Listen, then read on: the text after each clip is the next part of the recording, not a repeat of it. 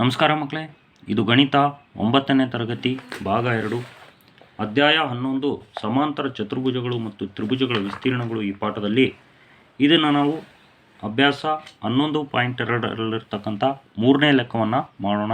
ಈಗಾಗಲೇ ಹಿಂದಿನ ವಿಡಿಯೋದಲ್ಲಿ 1 ಮತ್ತು 2ನೇ ಲೆಕ್ಕವನ್ನು ಮಾಡಿದ್ವಿ. 3ನೇ ಲೆಕ್ಕ ಓದೋಣ.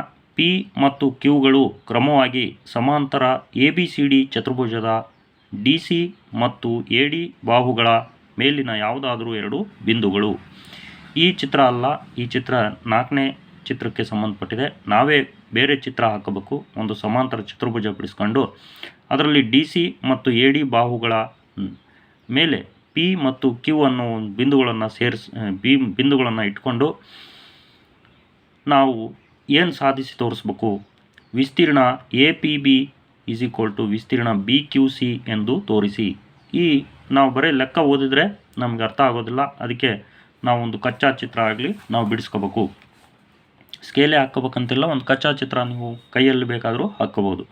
ಈಗ ABCD ಅಂತಕ್ಕಂಥ ಒಂದು ಸಮಾಂತರ ಚತುರ್ಭುಜದಲ್ಲಿ DC ಮತ್ತು AD ಎಲ್ಲಿದೆ ನೋಡ್ರಿ. DC ಮತ್ತು AD ಮೇಲೆ P ಮತ್ತು Q ಬಿಂದುಗಳು ಕ್ರಮವಾಗಿ ಇರಬೇಕು ಅಂತಾನೆ.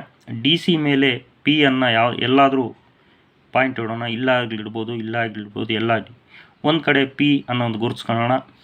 ಆಮೇಲೆ AD ಅಥವಾ DA ಮೇಲೆ Q ಬಿಂದು ಇಡೋಣ.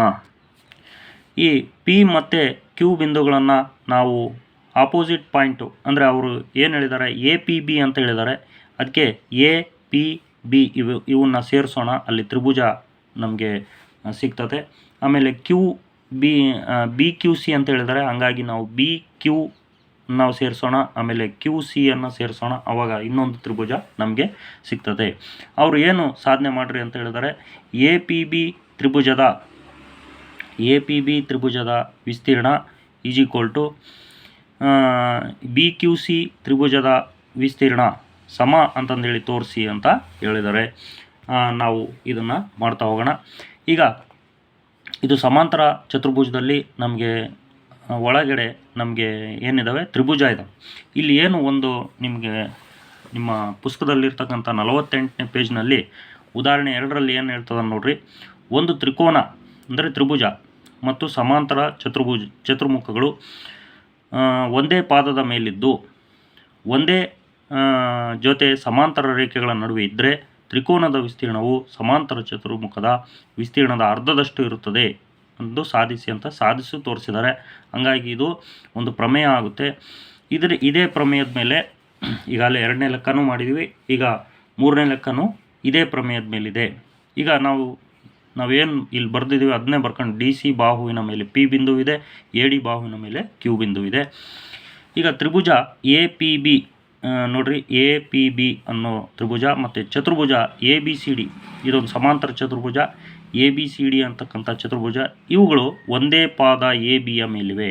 ಇವೆರಡು ನೋಡ್ರಿ, ABಯ ಮೇಲೆ ಇವೆರಡೂ ಇದ್ದಾವೆ. ಅಂದರೆ ABPಗೆ ಪಾದ AB, ಪಾದ ಅಂದರೆ ನಾವು ಉಲ್ಟಾ ಹಾಕು ನೋಡ್ಬೋದು.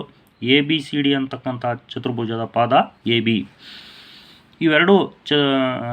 ಇವೆರಡೂ ಕೂಡ ABಯ ಪಾದದ ಮೇಲಿದ್ದಾವೆ, ಒಂದೇ ಪಾದ ಹೊಂದಿದ್ದಾವೆ. ಮತ್ತು ಇವೆರಡು AB ಮತ್ತು DC ಅಂತಕ್ಕಂಥ ಎರಡು ಸಮಾಂತರ ರೇಖೆಗಳು. ಇಲ್ಲಿ ಎರಡು ಹಿಂಗೆ ಗೆರೆ ಹಾಕಿದರೆ ಇದು ಪ್ಯಾರಲಲ್ ಅಂದರೆ ಸಮಾಂತರ ಅಂತ ತಿಳ್ಕೊಬೇಕು. ಎರಡೂ ಸಮಾಂತರ ರೇಖೆಗಳ ನಡುವೆ ಇದ್ದಾವೆ. ಹಾಗಾಗಿ ನಡುವೆ ಇದ್ದರೆ ಏನು ಆ ಪ್ರಮೇಯ ಹೇಳ್ತದೆ, ಈ ತ್ರಿಭುಜದ ವಿಸ್ತೀರ್ಣ ಸಮಾಂತರ ಚತುರ್ಭುಜ ವಿಸ್ತೀರ್ಣದ ಅರ್ಧದಷ್ಟು ಇರ್ತದೆ.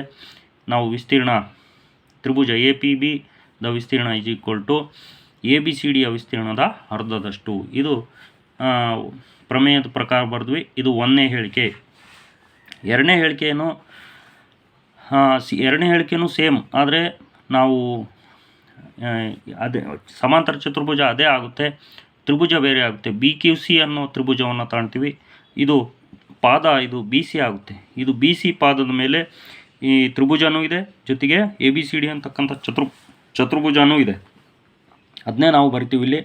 ತ್ರಿಭುಜ BCQ ಮತ್ತು ಚತುರ್ಭುಜ ABCD ಇವುಗಳು ಒಂದೇ ಪಾದ BCಯ ಮೇಲೆ, ಒಂದೇ ಪಾದ ಈ BC ಮೇಲೆ ಇದು ತ್ರಿಭುಜನೂ ಇದೆ, ಸಮಾಂತರ ಚತುರ್ಭುಜ ಇದೆ. ಮತ್ತು ಇನ್ನೊಂದು ಕಂಡೀಷನ್ ಏನು, ಇವೆರಡು AD ಮತ್ತು BC ಅಂತಕ್ಕಂಥ ಸಮಾಂತರ ರೇಖೆಗಳ ನಡುವೆ ಇದ್ದಾವೆ.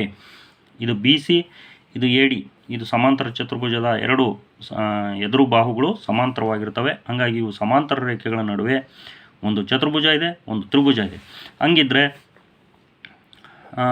ಈ ಒಂದು ಕಂಡೀಷನ್ ಪ್ರಕಾರ ಏನು ಬರಿಬೋದು, ಆ ತ್ರಿಭುಜದ ವಿಸ್ತೀರ್ಣ BQC = ABCD ವಿಸ್ತೀರ್ಣದ ಅರ್ಧದಷ್ಟು ಅನ್ನೋದು. ಇದು ಎರಡನೇ ಹೇಳಿಕೆ, ಮ್ಯಾಲಿಂದು ಒಂದನೇ ಹೇಳಿಕೆ.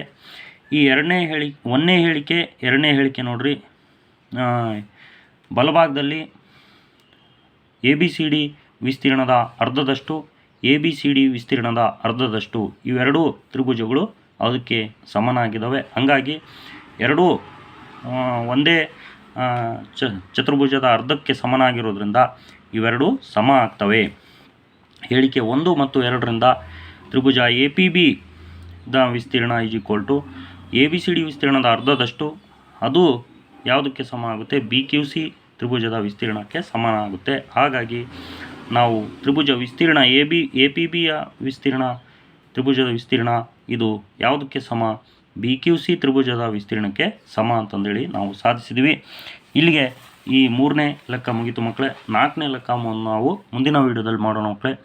ಗುಡ್ ಲಕ್ ಮಕ್ಕಳೇ.